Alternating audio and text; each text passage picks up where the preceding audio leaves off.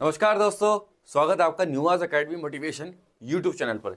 तो आज हम लेकर के आ गए एक नया शॉर्ट जिसका नाम है reflection and refraction related to light. और एक क्लास 10 से रिलेटेड बहुत इंपॉर्टेंट चैप्टर है। हम सब लोगों को पता है कि इसमें से काफी सारा आता है। और ये ऑप्टिक सेक्शन और इलेक्ट्रिसिटी सेक्शन, हमने इलेक्ट्रोमैग्नेटिज्म मतलब इलेक्ट्रिसिटी और मैग्नेटिक फील्ड वाले चैप्टर कवर कर लिए हैं। जिन बच्चों ने वो चैप्टर नहीं देखे, ऊपर आई बटन पे क्लिक करके देख सकते हैं। ये हमारा थर्ड चैप्टर होगा जिसमें हम लाइट के बारे में बातें करेंगे। टोटल 4 चैप्टर है फिजिक्स के। फिर हम बायो स्टार्ट करेंगे, फिर हम केमिस्ट्री भी स्टार्ट करेंगे। तो चैनल पर जरूर बने लेना। चैनल को जिसने सब्सक्राइब नहीं किया है वो सब्सक्राइब जरूर कर लेना। तो हम स्टार्ट करने वाले हैं। ये पूरा सिलेबस है हमारे इस चैप्टर का जो हम पढ़ने हैं। चैप्टर बहुत बड़ा होने वाला है, लॉन्ग होने वाला है। और चैप्टर में एक्सपेरिमेंट के साथ साथ न्यूमेरिकल्स भी बाकायदे करेंगे। तो यहाँ पे देखना है हमें कि लाइट से रिलेटेड क्या क्या चीजें हमारे लिए यूजफुल है, जो कि नेचुरल फिनोमिना है। नेचुरल फिनोमिना का मतलब है कि ये नेचुरली आ रहा है, हमने नहीं बनाया। हमें केवल इसके बारे में स्टडी करनी है कि लाइट एक्चुअल में कैसे वर्क करती है और कैसे हम इसे अपने यूज के लिए मतलब अपने लिए यूज कर सकते हैं, अपने लिए अप्लाई कर सकते हैं और करते ही हैं। ये जो जितनी लाइटिंग देख रहा हो, मेरा चेहरा दिख रहा है, ये बोर्ड दिख रहा है, ये किसकी वजह से पॉसिबल हो पाया है? ये सब किसकी वजह से पॉसिबल हो पाया है? लाइट की वजह से। और इस लाइट की कुछ प्रॉपर्टीज है, तभी ये चीजें जो बनाई हमने पॉसिबल हो पाती है। हमारे घरों में मिरर्स, लेंसेज किस पे वर्क करते हैं? ऑप्टिक्स के फिनोमेना पे वर्क करते हैं। और ऑप्टिक्स क्या होती है? Study of light. The branch of physics in which we study of light is called optics. तो बात कुछ ऐसी है कि मैं अगर इसकी हिस्ट्री से स्टार्ट करूं, क्योंकि मैं कोई चीज़ नहीं छोड़ना चाहता, छोटी छोटी चीज़ें हैं ये हमें याद रहनी चाहिए, तभी हम इसे अच्छे से समझ पाएंगे। तो लाइट को न्यूटन कॉर्पस्कुलर नाम की एक थ्योरी दी और कहा था कि लाइट छोटे छोटे पार्टिकल की फॉर्म में चलती है जिन्हें कॉर्पस्क्यूल्स बोलते हैं। लेकिन ये थ्योरी कुछ टाइम बाद फेल हो गई थी। 1645 के आसपास की बात है, ये फेल हो गई थी।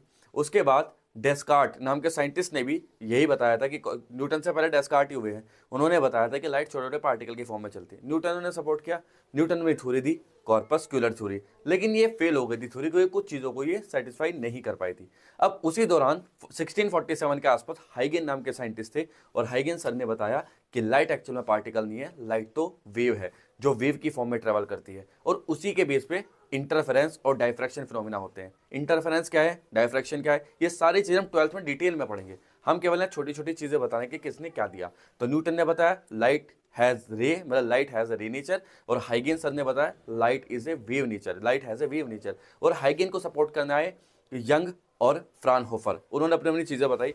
फिर बात चलती रही, 19th सेंचुरी आ गई और 19th सेंचुरी में आइंस्टाइन सर ने बताया और डी ब्रोगली सर ने बताया।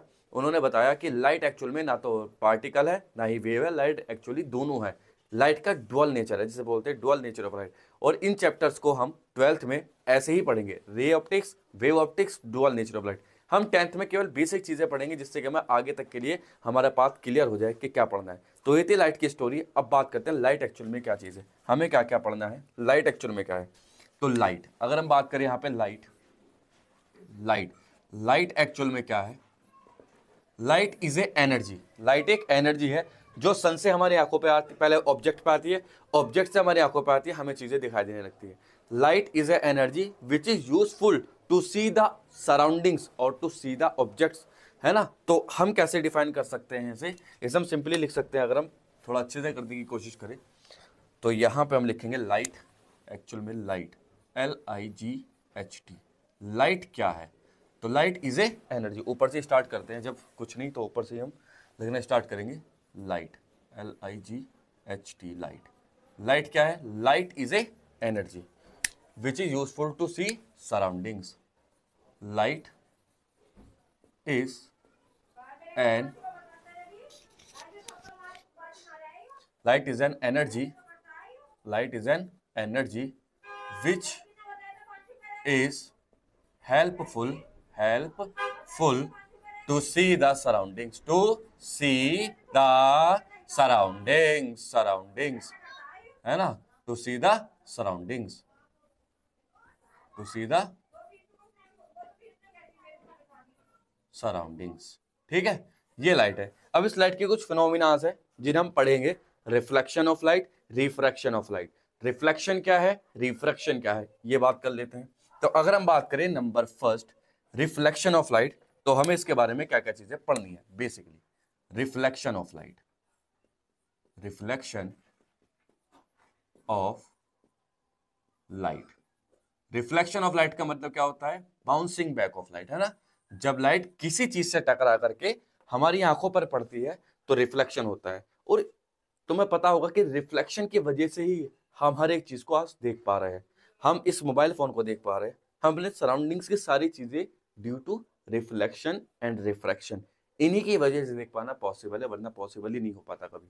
तो रिफ्लेक्शन एक्चुअल में क्या है? The bouncing back of light, है ना, the bouncing back of light, the bouncing back of light in same medium, same medium.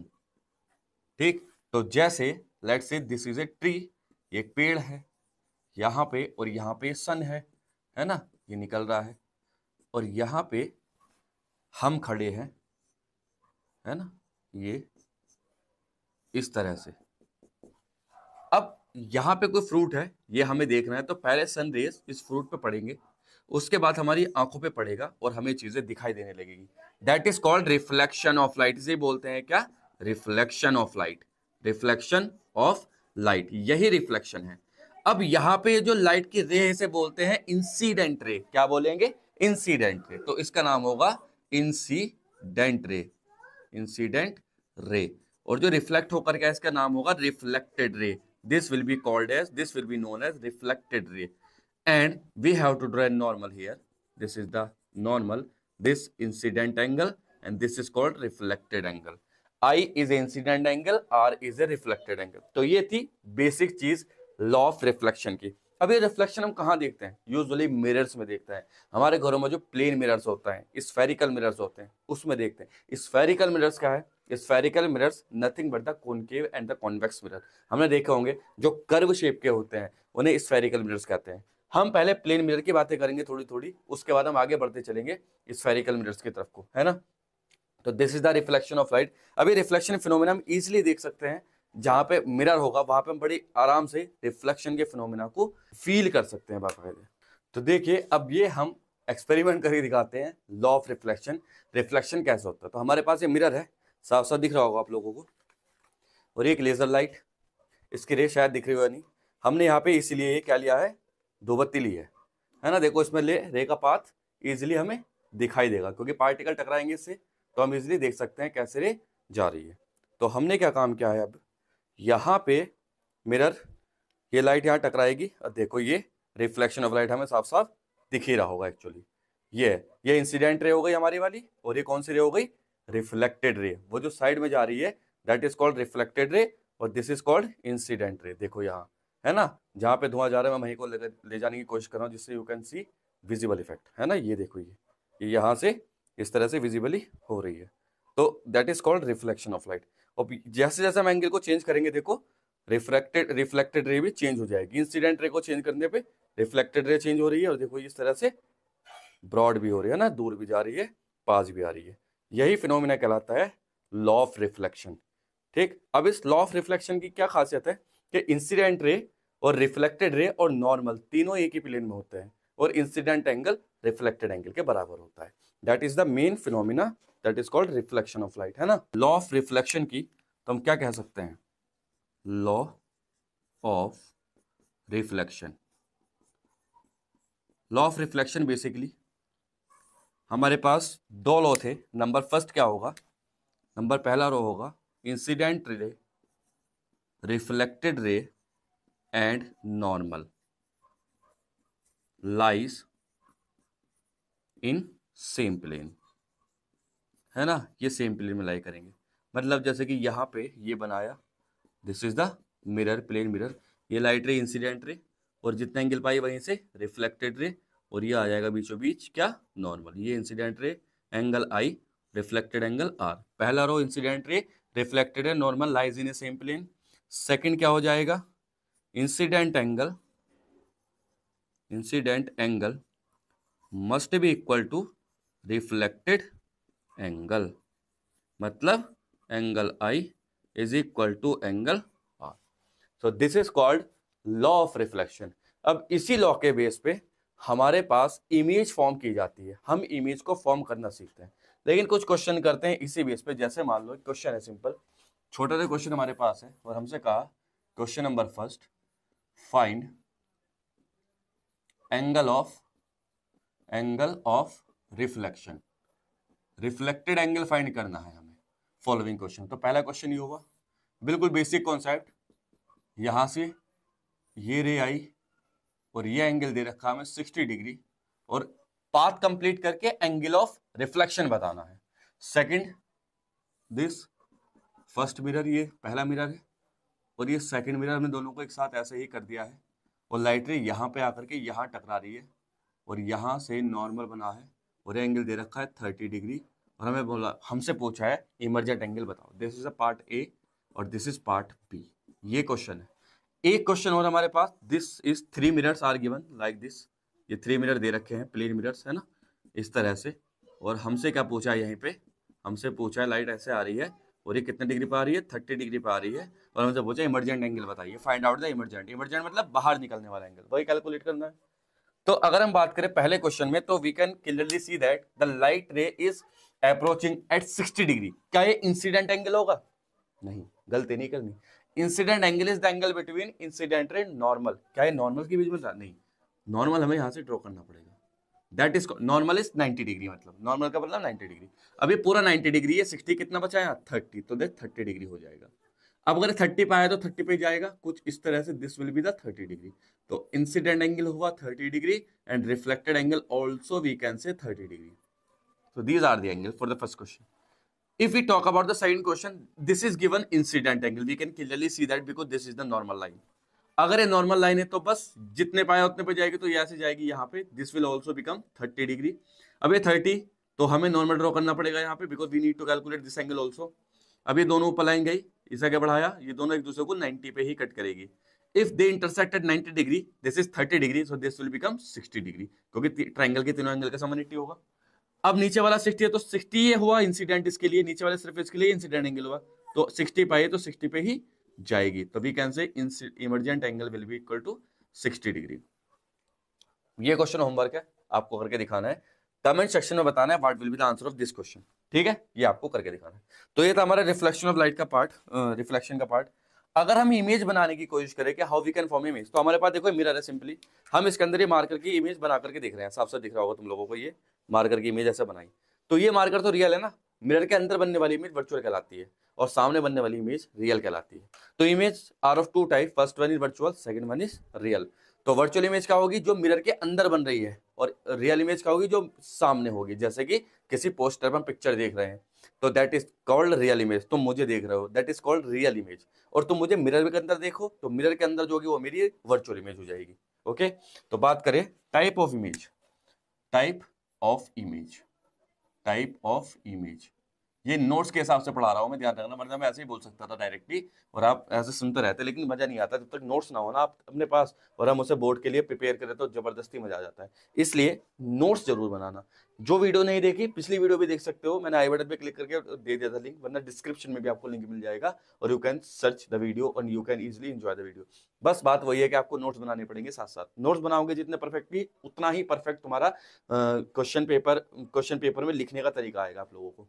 तो टाइप ऑफ इमेज की अगर हम बात करें, तो first one is called real image, real image. ठीक है, जैसे कि image front of the mirror, image front of the mirror, of the mirror, mirror के सामने बनने वाली इमेज है ना। लाइक एग्जाम्पल के तौर पे poster, poster, picture, film, they all are forming a real image. If we talk about virtual image, so what will be the virtual image? Virtual image, virtual image, virtual image क्या हो जाएगी भला? Virtual, the image forming behind the mirror, image, image formed behind the mirror, behind the mirror. ठीक है, for example that is the mirror और यहां पे object है, तो दिस इज ऑब्जेक्ट और इमेज बनेगी, इमेज ये बन जाएगी, ये वर्चुअल इमेज है। कौन सी इमेज हो गई? ये वर्चुअल इमेज बन जाएगी। ठीक है बात, तो ये तो थी इमेजेस की बात। अब जो हमने पढ़ा है reflection, reflection law of reflection है ना, incident angle, reflected angle, normal are in same plane. तो रिफ्लेक्शन भी दो टाइप के होते हैं, first one is regular, second one is irregular. Regular reflection क्या होगा?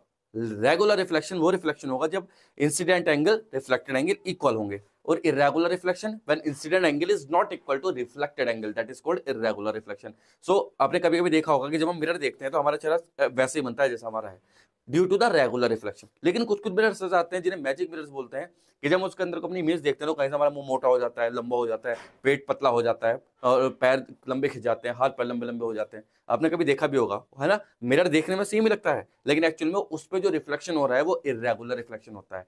तो इरेगुलर रिफ्लेक्शन होने की वजह से जितने एंगल से हमारी लाइट टकरा करके उस मिरर पे गिरते हैं उतने पे वापस नहीं जा पाती, that's why we can have a different image, है ना? तो हम अगर यहाँ पे बात करें type of reflection, type of reflection, तो दो टाइप के रिफ्लेक्शन होंगे सिंपली, टाइप ऑफ रिफ्लेक्शन, है ना? So first one is called regular reflection, regular reflection. So regular reflection में नथिंग बट एक सिंपल सी बात हमें याद रखनी पड़ेगी कि जैसे ये मिरर है, प्लेन मिरर की बात चल रही है भी, है ना? ये मिरर है, यहां से लाइट आई, ये आई और ये टकरा करके ऐसे ऐसे, तो that is called angle same है ना, यहाँ पे ये भी आई तो ये भी आई हो जाएगा क्योंकि सेम एंगल है, ये रेगुलर है। इरेगुलर रिफ्लेक्शन की अगर हम बात करेंगे यहाँ पे, इरेगुलर रिफ्लेक्शन, तो अगर इरेगुलर रिफ्लेक्शन की बात की, इसका दूसरा नाम होगा डिफ्यूज रिफ्लेक्शन, डिफ्यूज रिफ्लेक्शन। तो इरेगुलर रिफ्लेक्शन में क्या होगा? सिंपल एक ही फिनोमिना होना है, देखो सिंपली एक ही बात होनी है कि जितना एंगल पा रहे उतने में जाएगी नहीं। Let's say this is the mirror, और हमने क्या काम किया, यहाँ से लाइट रे आई और ये ऐसे चली गई, और कोई अगली आई ये ऐसे चली जाएगी, कोई अगली आई ये ऐसे चले, तो this is called diffuse reflection. तो यहाँ पे हम अपनी इमेज प्रॉपर नहीं ले पाएंगे। तो ये थी बात है रिफ्लेक्शन की। अब हम इमेज अगर बनाना चाहे किससे, प्लेन मिरर से, क्योंकि we are talking about the plane mirrors, all these are, देखो सिलेबस में भले स्पेसिफाई नहीं है, लेकिन सिलेबस में क्या स्पेसिफाई है? Law of reflection. Law of reflection मतलब प्लेन मिरर, स्फेरिकल मिरर, सब उसके अंदर इंक्लूड हो जाते हैं, हम रिस्क नहीं ले सकते, that's why I am talking about the plane mirrors, है ना? फिर इसके बाद रिफ्लेक्शन, रिफ्लेक्शन वो स्फेरिकल मिरर तो है ही इंपॉर्टेंट, मैं उसमें मना नहीं करूंगा। तो इमेज फॉर्मेशन करनी बता देता हूँ आप लोगों को, इंपॉर्टेंट टॉपिक। और इमेज फॉर्मेशन बनानी सीख ली तो तुम ये समझ जाओ कि आधा चैप्टर कंप्लीट हुआ, लेंसेज में भी मिरर में भी। इमेज फॉर्म करने का कोई दिक्कत नहीं, सिंपली एकदम कॉन्सेप्चुअल हम आराम से करेंगे, बढ़िया करके ट्रिक से, है ना? तो अगर हम बात करें यहाँ पे image formation by plane mirror, image formation by plane mirror, image formation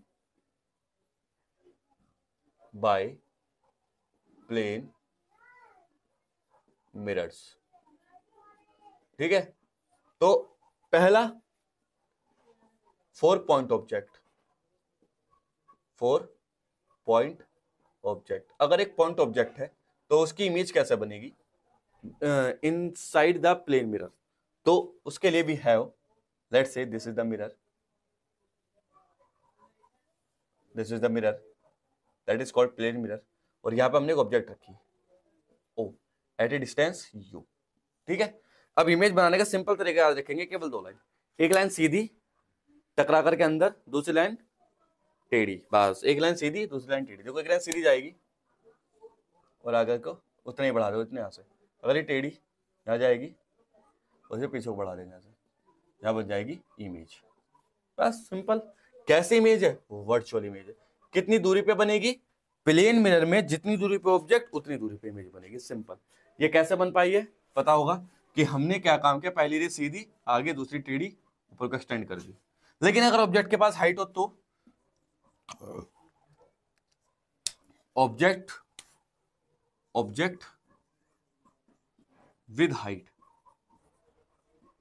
object with height, अगर ऑब्जेक्ट के पास हाइट हो तब कैसे बनेगी? तो let's say this is the plane mirror, this is the object, वो हेड है टेल है, तो बनने का सिंपल तरीका मैंने अभी बताया है, पहली रे सीधी दूसरी रे टेढ़ी, दो हेड से निकालो दो टेल से निकालो, पहली रे सीधी आगे जाएगी, दूसरी टेढ़ी तो ऊपर बन जाएगी, ऐसे ही पहली रे सीधी यहां से आगे जाएगी, दूसरी टेढ़ी ऊपर जाएगी, जहां पे काटेगी वहां बनेगी इमेज, वर्चुअल इमेज बनके तैयार हो गई हमारी। लो, दैट इज द कॉन्सेप्ट। ये था प्लेन मिरर पूरा का पूरा। आई होप समझ में आया होगा प्लेन मिरर से हम कैसे इमेजेस बना सकते हैं, प्लेन मिरर कैसे लॉ ऑफ रिफ्लेक्शन को फॉलो करता है। एक बार मैं हट रहा हूँ, आप फोटो खींच सकते हैं या नोट्स बना सकते हैं। अब हम आगे बात करेंगे स्फेरिकल मिरर्स की, जो कि 2 टाइप के होते हैं। ठीक है, चलिए अब बात करते हैं स्फेरिकल मिरर्स की। आई होप तुम लोगों ने सब उतारा होगा अच्छे से।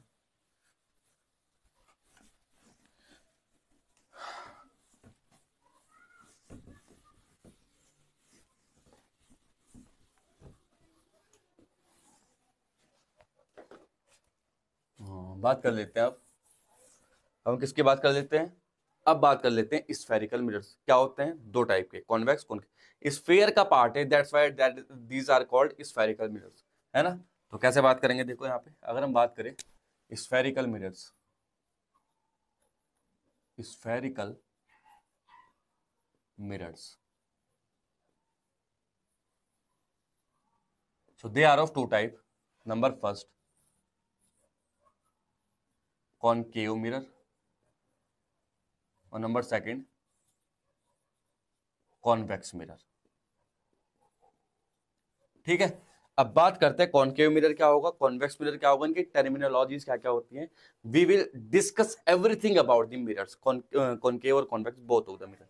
तो कैसा होता है, तो पहले बात कर लेते हैं यहीं पे हम।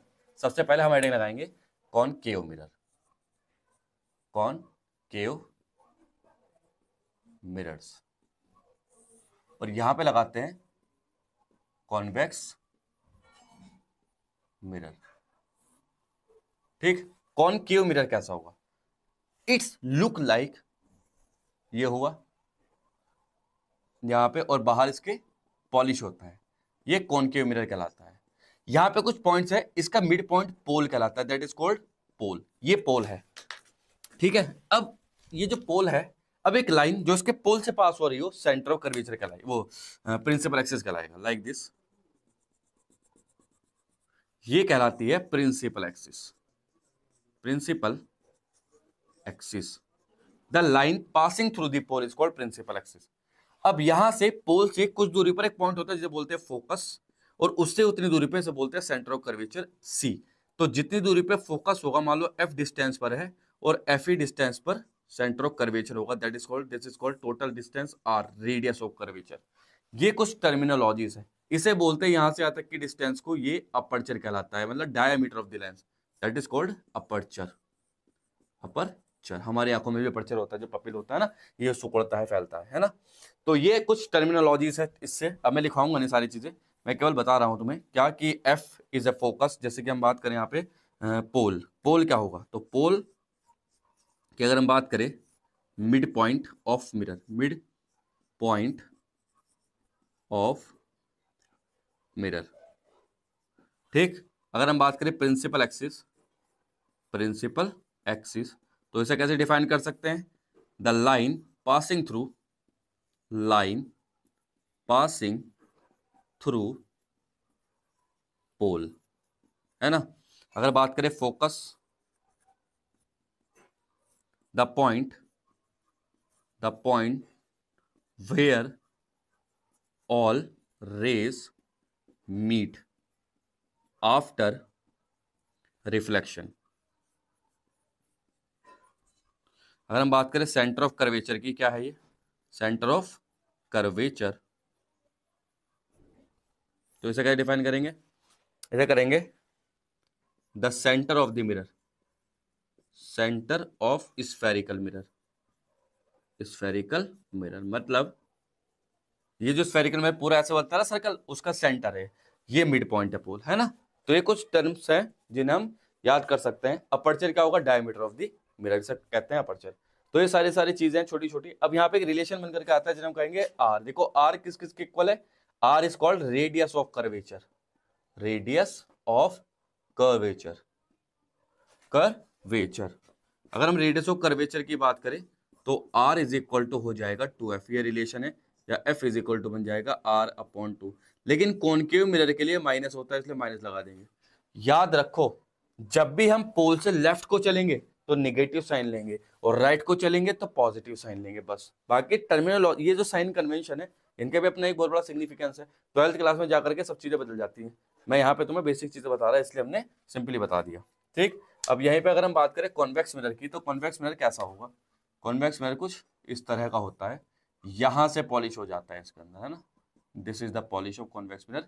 ये कहलाता है पोल, और यहाँ पे प्रिंसिपल एक्सिस बन जाएगा ऐसे, यहाँ पे फोकस आ जाता है और यहाँ पे सेंटर ऑफ कर्वेचर आ जाएगा।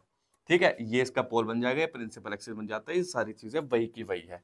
अब यहाँ पे मैंने आपको बात बताई थी अभी कि ये जो रेडियस ऑफ कर्वेचर है 2f, तो यहीं पे अगर हम बात करें r इज इक्वल टू, इसके लिए बनेगा +2f, क्योंकि ये कॉन्वेक्स मिरर है, हमें राइट को चलना पड़ेगा मेजर करने के लिए डिस्टेंसेस सारी, तो अपना आप ही बन जाता है।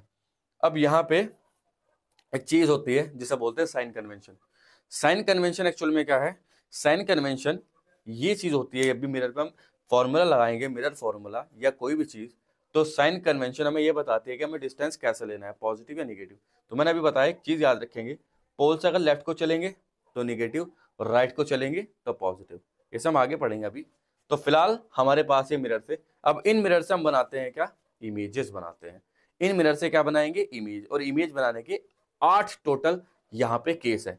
2 इमेज बनेगी कॉन्वेक्स मिरर की, और 6 इमेजेस बनेगी कॉनकेव मिरर्स की। तो कॉनकेव और कॉन्वेक्स मिरर, फिर हम पढ़ेंगे मिरर फॉर्मूला, फिर पढ़ेंगे मैग्निफिकेशन, और वहां पे जाकर के स्फेरिकल मिरर्स का काम खत्म होगा। तो हम हर चीज की बारीकी से इमेज बनाने की कोशिश करेंगे, कैसे इमेज बन पाती है।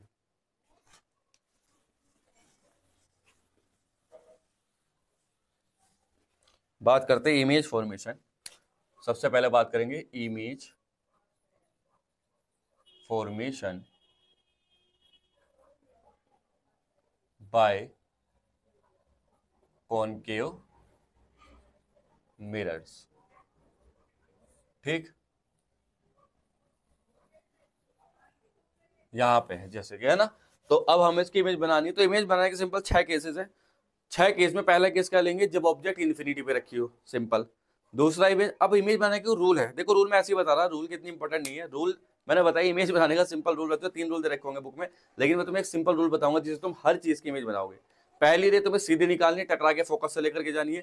दूसरे सेंटर ऑफ कर्वेचर से, जहां पे काटेंगे आफ्टर द रिफ्लेक्शन वहां पे इमेज बनेगी बस। पहली रे सीधी पैरेलल टू प्रिंसिपल एक्सिस, टकरा के फोकस से, दूसरे सेंटर ऑफ कर्वेचर से, बस काम खत्म, और कुछ नहीं करना। अब देखो कैसे करते हैं इसी चीज को हम यहाँ पे। तो इमेज फॉर्मेशन के लिए हम पहले बात करते हैं case number first. Case number first, जब इमेज कहां पे रखी हो? Object at infinity. तो first is object at infinity. ठीक है, तो हमने बनाया यहां पे, ये क्या हुआ? कॉनकेव मिरर है, हमने पॉलिश कर दिया बाहर से, that is the concave mirror. और हमने यहां पे ले लिया है एक पोल, यह हुआ पोल पी। अब यहां पे हमने प्रिंसिपल एक्सिस ड्रॉ कर दिया ऐसे।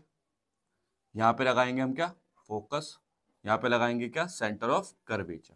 ठीक है, अब करना क्या होगा? ऑब्जेक्ट इन्फिनिटी पे है, तो इन्फिनिटी की पहचान क्या है? इन्फिनिटी की सिंपल पहचान ये है कि रे सारी की सारी पैरेलल टू प्रिंसिपल एक्सिस आएगी और पैराएक्सियल होंगी।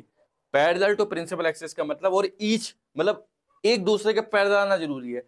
भले ही प्रिंसिपल एक्सिस के पैरेलल ना आए, एक दूसरे के पैरेलल आना जरूरी है। That is called infinity. Object should be placed at infinity. तो जैसे यहां पे हम यहाँ पे 2 रेस, फर्स्ट ये आई, सेकंड ये आई, कितनी रेज आती है? करोड़ों आती है।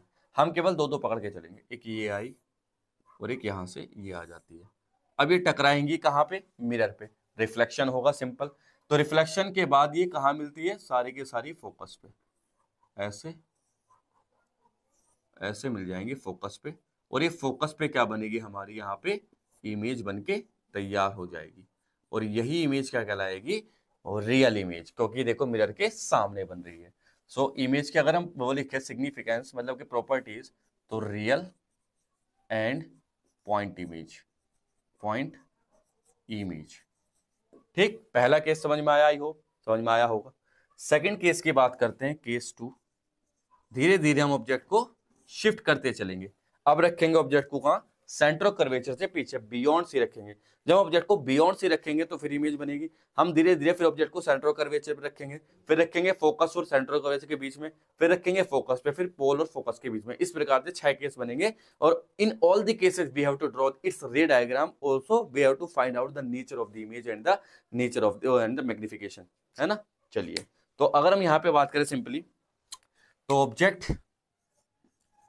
Object beyond C, centre of curvature के पीछे रखी होगी ऑब्जेक्ट। तो अगर सेंटर ऑफ कर्वेचर के पीछे रखी है तो let's say this is the mirror, concave mirror है, आई होप दिख रहा होगा। और यहां से हमने पोल बनाया, और ये क्या हो जाएगा फोकस, ये क्या हो जाएगा सेंटर, और ऑब्जेक्ट रखिए इसके जस्ट पीछे, यहां पे ये रखिए ऑब्जेक्ट। अब हमें क्या करना है, वही तरीका मैंने बताया, पहली ray parallel to principal axis टकरा के फोकस से, दूसरी सेंटर ऑफ कर्वेचर से। तो पहली ray parallel to principal axis टकरा के फोकस से, और दूसरी सेंटर ऑफ कर्वेचर से। जहां काटेंगे वहां बनेगी इमेज, ये बन जाएगी इमेज। और जहां काटते वहां हेड आता है तो नीचे हेड आया, तो ये बनी इमेज।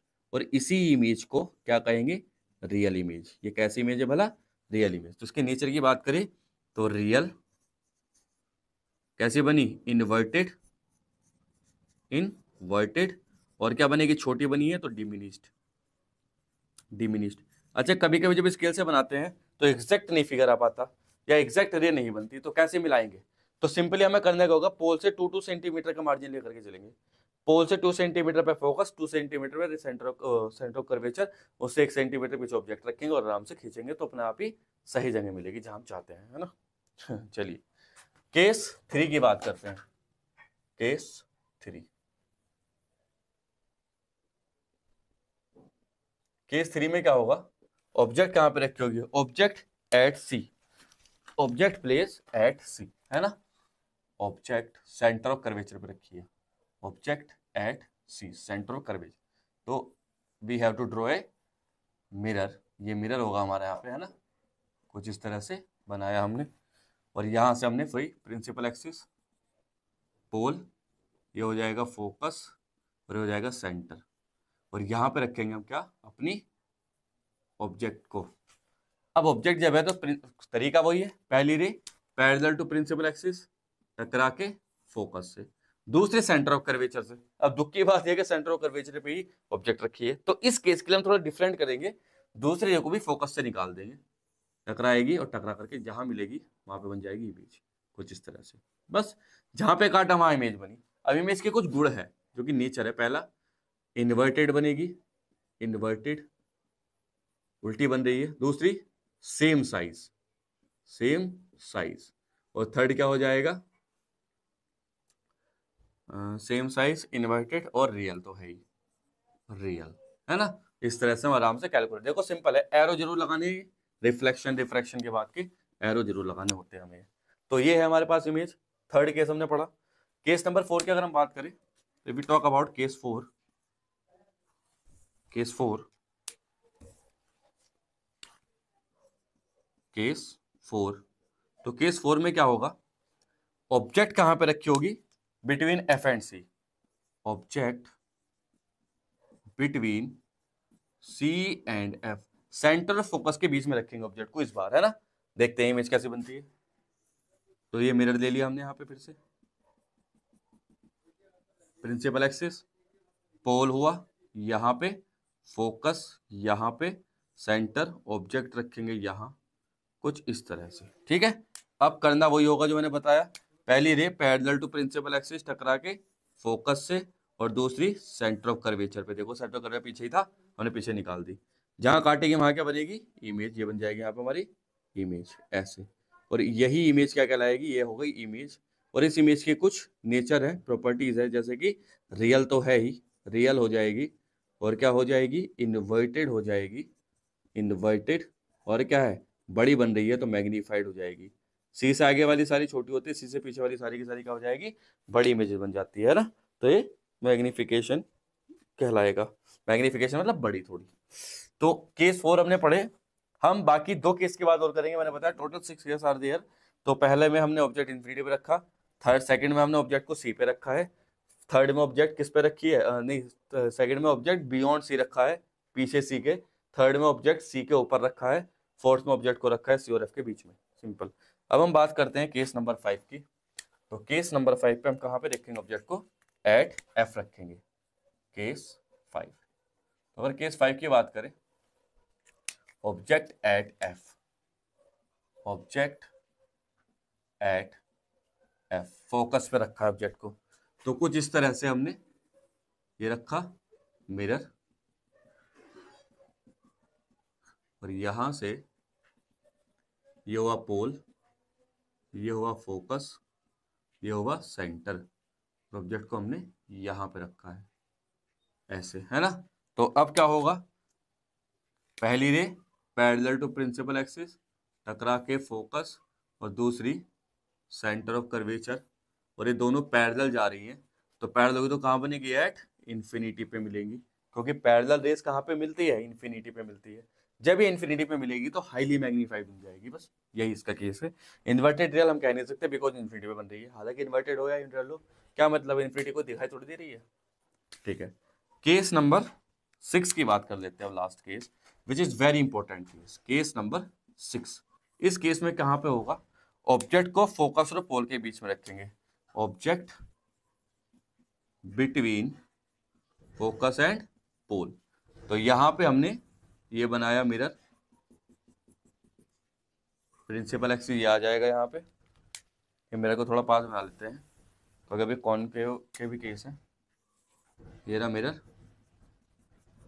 इस तरह से, ये रहा पोल, ये रहा फोकस, और ये रहा सेंटर ऑफ कर्वेचर, हमने रखा यहाँ पे फोकस और पोल के बीच में।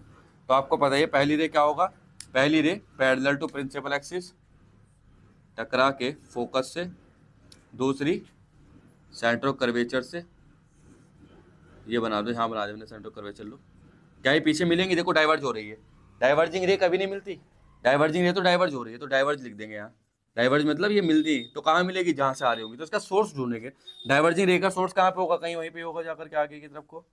हमने इसे आगे को एक्सटेंड कर दिया ऐसे, इसे भी आगे को एक्सटेंड कर दिया ऐसे, और जहाँ पे कटेंगी वहाँ मिलेगी हमारी इमेज, ये ऐसे, ये बन जाएगी इमेज यहाँ।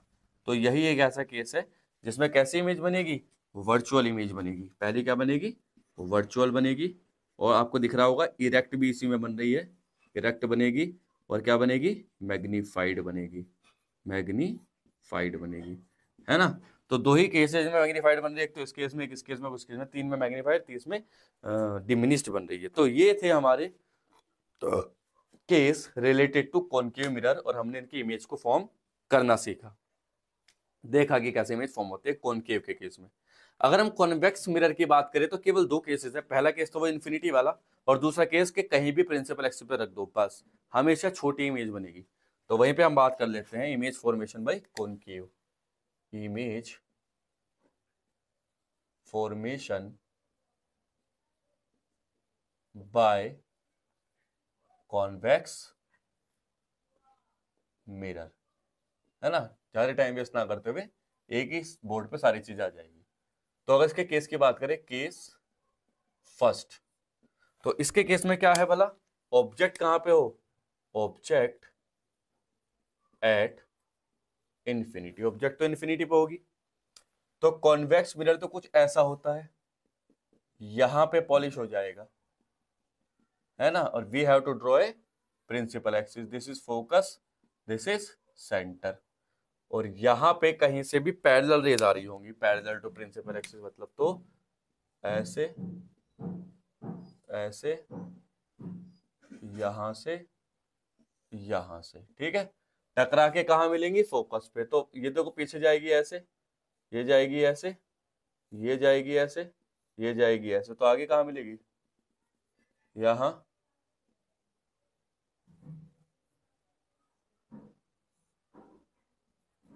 यहां, यहां, यहां, यहां, वर्चुअली मिल रही है। तो कैसे इमेज बनेगी, वर्चुअल पॉइंट इमेज, है ना। वर्चुअली तो मिल रही है ना, रियल में तो मिले, रियल में पीछे जा रही है, डाइवर्ज हो रही है, तो मिलने का मतलब ही नहीं बनता। अब बात करते हैं केस 2, केस 2, केस 2 में क्या होता है, एनीवेयर एट प्रिंसिपल एक्सिस, कहीं भी रख दो। तो बात करेंगे anywhere, anywhere at principal axis. तो दिस इज द मिरर, हमने इसे पॉलिश किया कुछ इस तरह से, पोल, फोकस, सेंटर,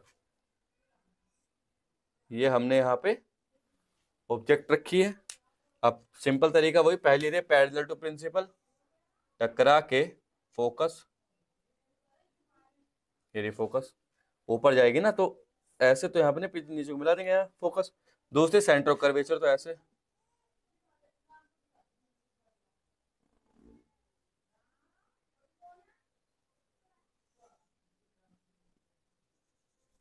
यहां पे बनेगी इमेज।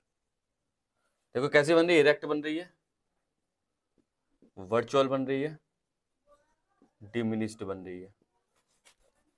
इरेक्ट का मतलब क्या है, सीधी, एक ऐसा मिरर जिसमें सीधी इमेज बन रही है, छोटी बन रही है, तो और वर्चुअल बन रही है। वर्चुअल बन रही है that is the another matter के वर्चुअल बन रही है, लेकिन बात यह है कि छोटे और सीधी बन रही है। और सब केस में देखो यहाँ पे सब में उल्टी इमेजेस बन रही थी, केवल वहां एक सीधी बन रही थी, बाकी सब में उल्टी बन रही थी। तो मेन यूज जो होगा ना कॉन्वेक्स मिरर का, वो होता है बाइक्स में। बाइक के जो हमने रियर मिरर देखे हैं ना, जिसमें लिखा होता है object in the mirror are closer than they appear, actual में देख कॉन्वेक्स मिरर होते हैं। हमने देखा उसमें जो बाइक है, पीछे से कोई चीज आ रही है वो हमें सीधी चलती हुई दिखाई देगी, छोटी भली दिखाई दे, उस समय एक तो वाइड व्यू मिलता है ना, पूरा का पूरा फील्ड व्यू मिल जाता है पूरा। कॉन्वेक्स की फायदा यही है कि हमें पूरा का पूरा हिस्सा देखने को मिलता है, एरिया है, वाइड फील्ड व्यू मिलता है देखने को। और दूसरा, हमें ऑब्जेक्ट जो आ रही है पीछे वो सीधी दिखती है। अगर हमने ये लगा दिया कौन किया तो उल्टी ऑब्जेक्ट दिखेगी, ऑब्जेक्ट की इमेज उल्टी दिखेगी, उल्टी दिखेगी तो हम कंफ्यूज हो सकते हैं और बड़ी दिक्कत हो जाएगी ना वहाँ पे, है ना। तो इसलिए हम कॉन्वेक्स मिरर का यूज कर लेते हैं वहाँ पे। और कॉन्वेक्स मिरर का यूज कहाँ पे होता है, सिक्योरिटी पर्पस के लिए होता है। जैसे कोई मॉल है, वहाँ पे हमने कोने पे लगा दिया, सिक्योरिटी पर्पस के हिसाब से हम कॉन्वेक्स मिरर का यूज कर लेते हैं। कॉनकेव मिरर का यूज कहाँ पे होता है, कॉनकेव मिरर को टॉर्च में कॉनकेव मिरर यूज करते हैं, जो रिफ्लेक्ट होकर के डायरेक्टली फोकस में मिलाती है। और कॉनकेव मिरर का यूज कहाँ पे होता है, जो शेविंग मिरर्स होते हैं जिनमें हम बैठ करके शेव करते हैं अपनी, तो वो कॉनकेव मिरर के यूज होते हैं। तो these are the uses, these are the mirrors which are related to concave और कॉन्वेक्स। इतने सारे अभी ना मैं चाय लाई।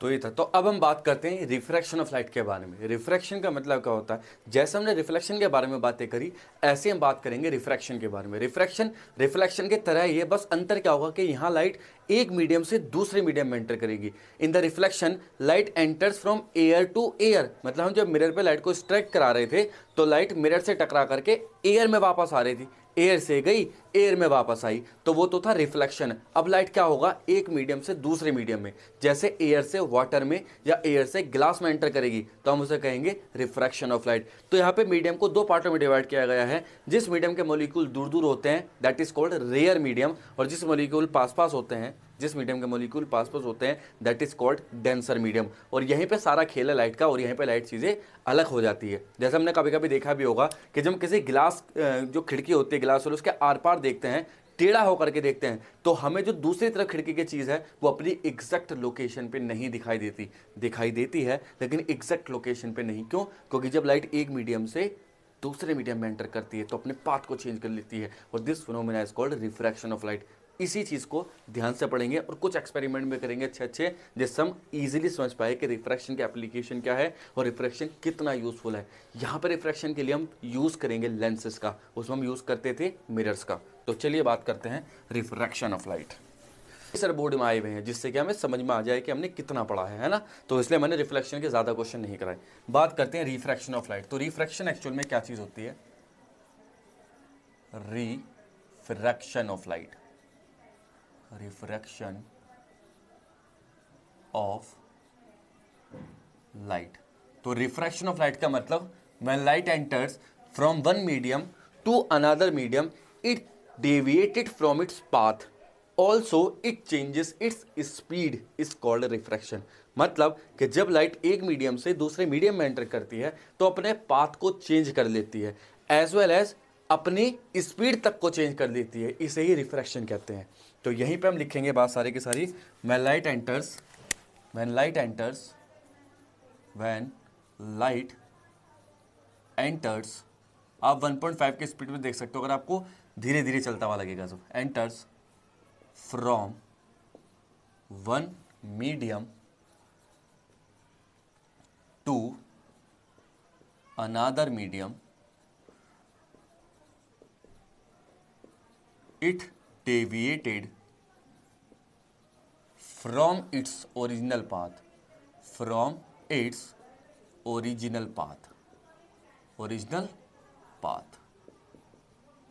ठीक, जैसे अब हम इसे समझते हैं। लेट्स से कि हमारे पास यहां दो मीडियम है, दिस इज ग्लास स्लैब, ये कांच की स्लैब है, इसका नाम दिया मीडियम 2, इसे ही कहते हैं डेंसर मीडियम, जिसके मोलिक्यूल पास पास होंगे, इसे नाम दिया मीडियम 1, इसी का नाम होगा rare medium, rare medium, simple. तो अब क्या होगा, when light ray enters from one medium to another, मान लो लाइट रे ऐसे आ रही है और यहां पे आकर के स्ट्राइक की, टकराई, क्या होगा, जब लाइट रेयर से डेंसर में एंटर करेगी तो अपने पाथ से डेविएट हो जाएगी। डेविएट कैसे होगी, हमें नॉर्मल ड्रॉ करना पड़ेगा पहले, तो हम यहां पे ड्रॉ करते हैं एक नॉर्मल लाइन। तो नॉर्मल क्या होता है, परपेंडिकुलर टू दी सरफेस, ये सरफेस का हमने परपेंडिकुलर ड्रॉ की। अब क्या हो जाएगा, ये जब रेयर से डेंसर में एंटर करेगी टुवर्ड्स दी नॉर्मल बैंड हो जाएगी, जब रेयर से और डेंसर से रेयर में एंटर करेगी away from the normal bend हो जाएगी, तो it will bend like this, ऐसे बैंड हो जाती है। This phenomena is known as refraction of light. अब ये तो नॉर्मल है ना, ये इंसिडेंट रे हमें पता ही है, दैट इज कॉल्ड रिफ्रैक्टेड रे। अब नॉर्मल और इंसिडेंट रे के बीच बनने वाले एंगल को बोलते हैं इंसिडेंट एंगल आई, और इन दोनों के बीच के एंगल को बोलते हैं रिफ्रैक्टेड एंगल आर, रिफ्लेक्टेड नहीं, रिफ्रैक्टेड एंगल आर। तो ये बातें हैं, इसे ही बोलते हैं रिफ्रैक्शन ऑफ लाइट। अब अगर मैं बात तुमसे पूछूं, जैसे रिफ्लेक्शन में incident angle equal to reflected angle हुआ करता था, क्या यहां भी I is equal to R होगा, नहीं, क्योंकि ये दोनों वर्टिकल अपोजिट एंगल नहीं है, तो आई इक्वल टू आर नहीं होगा, यहाँ ये दोनों अलग अलग एंगल है। तो अब हम कैसे कैलकुलेट करेंगे एंगल आई को या एंगल आर को, तो इस प्रॉब्लम को दूर करने के लिए स्नेल नाम के साइंटिस्ट ने एंट्री ली, और स्नेल नाम के साइंटिस्ट ने अपना एक लॉ दिया जिसे बोलते हैं लॉ ऑफ रिफ्रैक्शन। और लॉ ऑफ रिफ्रैक्शन में उन्होंने बताया, दो लॉ दिए सिंपली। पहला लॉ में क्या, incident ray, refracted ray and normal lies in a same plane, ये तीनों के तीनों एक ही प्लेन में लाई करेंगे। एक प्लेन के मतलब एक्स वाई प्लेन ही, तो एक्स वाई में, एक्स जेड में चल रहा तो एक्स जेड में, उसी में लाई करेंगे। दूसरा लॉ जो तो इंपॉर्टेंट है, उन्होंने कहा the ratio of sine of incident angle to the refracted angle is always equal to constant. मतलब इन दोनों एंगल का जो रेशियो होगा साइन के साथ, उन दोनों एंगल का रेशियो हमें कांस्टेंट वैल्यू प्रोवाइड कराएगा। तो कांस्टेंट वैल्यू कैसे, जैसे कि मान लो 30 है तो ये क्या हो जाएगा 15 डिग्री। अब हमने 30 से तो 45 कर दिया तो ये अपना भी 30 डिग्री हो जाएगा, तभी तो 45 30 का आएगा, 1.5 समथिंग बैठेगा। ऐसे ही इसमें हमने क्या किया, 60 तो 45, तब भी 1.5 बैठेगा दोनों को काट करके। हमने क्या ऐसे 90, ये बैठेगा कितना 75, तब भी 1.5 बैठेगा। इसका मतलब क्या है, इसका मतलब है कि इन दोनों का रेशियो कांस्टेंट आना चाहिए। और बस यहीं से स्नेल लॉ बन के तैयार हुआ। तो यहीं से बात करते हैं हम किसकी, Snell's law of refraction. Snell's law of refraction, ये इंपॉर्टेंट टर्म है इसलिए आ जाती है ना, याद रखना इसे। तो स्नेल लॉ क्या है भाई, Snell's law of refraction. Reflection एक अलग चीज़ है, रिफ्रैक्शन है। तो उन्होंने दो लॉ दिए। फर्स्ट लॉ, उन्होंने पहले लॉ में क्या कहा, फर्स्ट लॉ में ही said that incident ray, refracted ray and normal lies in a same plane, lies in a same plane, same plane. पहली बात तो ये कही। सेकंड में उन्होंने क्या कहा, सेकंड में उन्होंने सिंपली बात कही, द रेशियो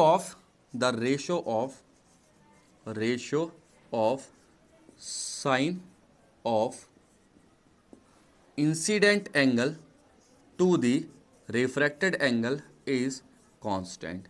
इन दोनों का रेशियो हमेशा क्या होगा, कांस्टेंट। मतलब कि sine I upon sine R हमेशा क्या होगा, कांस्टेंट। अब ये कांस्टेंट क्या चीज़ है, ये कांस्टेंट है मटेरियल की प्रॉपर्टी।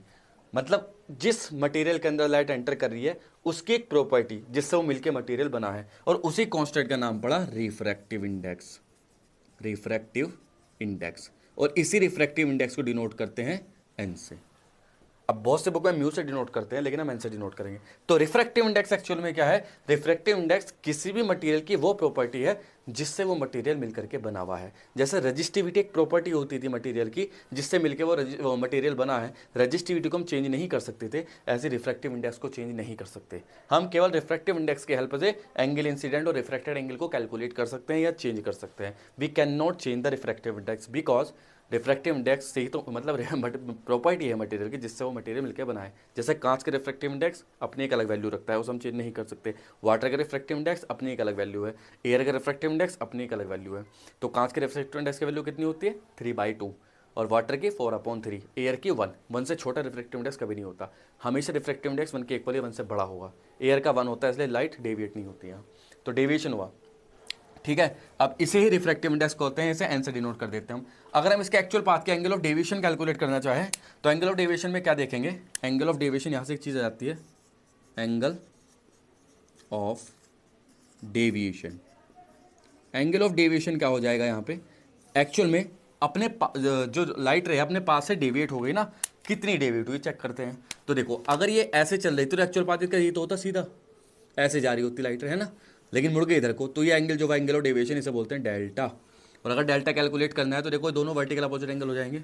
तो delta equal to I is equal to क्या हो जाएगा? Angle I is equal to delta plus angle R, या angle delta equal to angle I minus angle R. तो this is the angle of deviation. हम ऐसे calculate कर सकते हैं इजिली, जो सिंपल है ना, इसमें कोई शक वाली बात नहीं है। तो that is called refraction of light. अभी रिफ्रैक्शन कभी देखा है क्या होते हुए? बताओ, कभी देखा है रियल लाइफ में कि कैसे लाइट ने पाथ को बैंड होती है? हम देखते हैं। देखो हमारे पास क्या है, ये हमारे पास सिंपल एक जार है, वाटर फिल्ड जार है ना। इसके अंदर हमने वाटर भरा हुआ है, तो यहाँ रिफ्रैक्टिव इंडेक्स कुछ और हो जाएगा, और बाहर एयर है, यहाँ पे तो एयर है इस गैप में, यहाँ रिफ्रैक्टिव इंडेक्स कुछ और है ना। यहाँ पे रिफ्रैक्टिव इंडेक्स कुछ और है, तो यहाँ पे एयर की स्पीड कुछ और होगी, वाटर में एयर की स्पीड कुछ और होगी, तो जिसकी वजह से लाइट का तालमेल नहीं बैठ पाएगा और लाइट अपने पाथ को चेंज करेगी।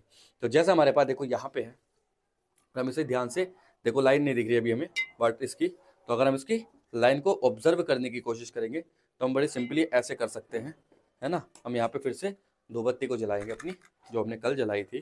धूपबत्ती लेते हैं और इसे हम जलाते हैं ज़रा, ठीक है। चलिए,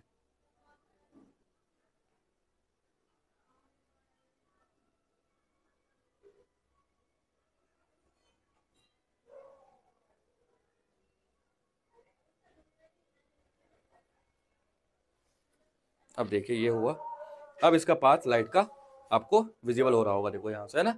लेजर लाइट का पाथ पूरा पूरा विजिबल हो रहा है।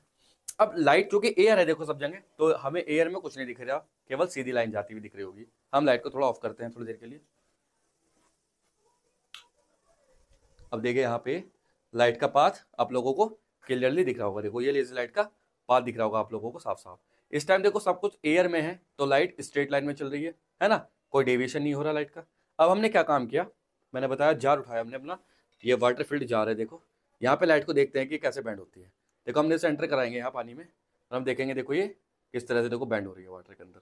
देखिए ये बिल्कुल नॉर्मली, देखो कोई बैंड नहीं होता, नॉर्मली कोई बैंडिंग नहीं आती लाइट में, क्योंकि इंसिडेंट एंगल यहाँ जीरो है। लेकिन जैसे जैसे हम देखो बैंड करेंगे, ये अपने पास से डेविएट हो जाएगा, आपको दिख भी रहा होगा शायद हल्का सा अपने पास से डेविएशन, देखो ये यहाँ से डेविएशन होता हुआ दिख रहा होगा एक्चुअली में, है ना। तो दिस इज द रिफ्रैक्टिव। अब देखो यहाँ से भी ये सीधी है तो कुछ रिफ्लेक्शन नहीं हो रहा, देखो यहाँ से डालेंगे तो हम आराम से नीचे देखो, यहाँ पे देखो रिफ्लेक्शन भी होता है। कभी कभी TIR को फॉलो भी करती है लाइट। TIR का मतलब क्या होता है, ये अंदर ही कैद हो जाती है, देखो यहाँ पे देखिएगा, देखो अंदर ही कैद हो रही है, देखो सरफेस पे देखो वाटर के सरफेस पे लाइट रे कैसे बैंड होके जा रही है, ये होता है रिफ्रैक्शन ऑफ लाइट। आपको शायद आई होप दिख रहा होगा साफ साफ, और बाकी मुझे चेक करना पड़ेगा, है ना, कि दिखा नहीं, उसके अकॉर्डिंग एडिटिंग करनी पड़ेगी, लेकिन आपको पाथ विजिबल हो रहा होगा। देखो पार्शियल रिफ्लेक्शन भी होता है, तो देखो ये जो है ना, ये रिफ्रैक्शन है, वो रिफ्लेक्शन है, और यहाँ पे रिफ्रैक्शन है, देखो लाइट रे, देखो एक्चुअली तुम्हें दिख रहा होगा एक्चुअली पाथ कैसे बैंड हो रही है लाइट, है ना। यहाँ से देखो बेंडिंग भी दिख रही होगी कहीं ना कहीं तक, काफ़ी हद तक I hope. So this is the called refraction of light. I hope तुम्हारी समझ में आया होगा यहाँ तक बातें। और ये सारे के सारे फिनोमिना रिफ्लेक्शन की वजह से ही पॉसिबल हो पाते हैं, और लाइट जब एंटर करती है एक मीडियम से दूसरे मीडियम में, इस टाइम देखो स्ट्रेट है और यहाँ फिर से बैंड हो जाएगी इस तरह से। आई होप मल्टीपल रिफ्लेक्शन हो रहे हैं अंदर भी, और रिफ्रैक्शन भी साथ साथ हो जाता है यहाँ पे। सो this is the refraction of light. अब हम लाइट को ऑन कर लेते हैं जरा, थोड़ा दो बत्ती भी जल पड़ी है काफी सारी, काफी देर तक। चलिए,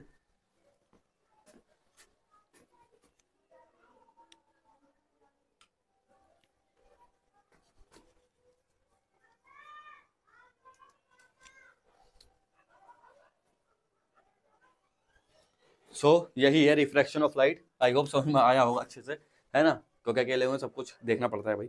तो अब बात हम करेंगे कि रिफ्रैक्टिव इंडेक्स, ये जो प्रॉपर्टी है जिसकी वजह से लाइट बैंड हो रही है, तो क्या है। तो अगर हम यहाँ पे बात करें छोटी सी रिफ्रैक्टिव इंडेक्स की, तो refractive index very important thing हमें याद करनी पड़ेगी और बहुत ही इंपॉर्टेंट है रिफ्रैक्टिव इंडेक्स। तो रिफ्रैक्टिव इंडेक्स को अगर हमें डिफाइन करना हो तो कैसे डिफाइन करेंगे। It is the ratio of speed of light in vacuum to the speed of light in medium.